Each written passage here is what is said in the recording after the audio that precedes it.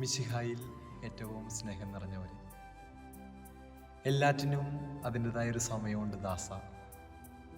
മലയാളികളായ നമ്മുടെ എല്ലാവരുടെയും മനസ്സിൽ ഇടം നേടിയ ഒരു സിനിമയിലെ വാചകമാണിത്.